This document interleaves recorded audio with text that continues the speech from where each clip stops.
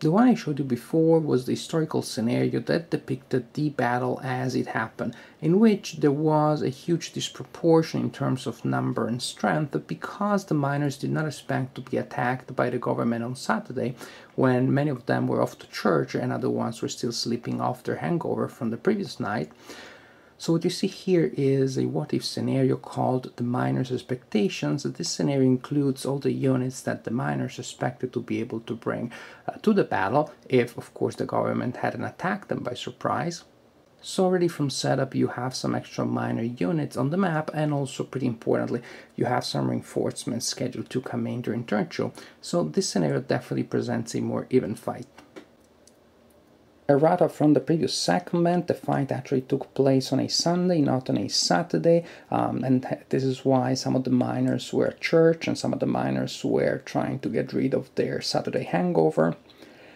What you see here is the setup for the third scenario, which is a what-if scenario that clearly gives a lot more units to the miner player. Now the miner player is much stronger with all those units already on the map. Also, there's a special rule that allows the miner player to bring back into the fight some of the units that have been eliminated, and that represents miners that joined the fight late.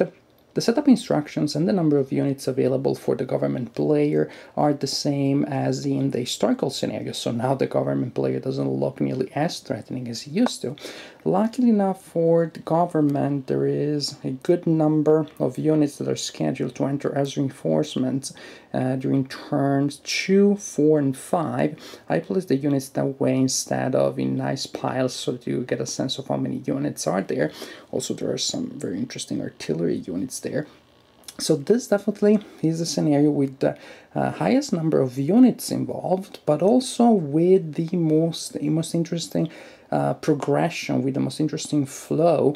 At the same time, clearly it is the least historical too. So that is the price to pay. Least historical scenario, but probably the most interesting to play.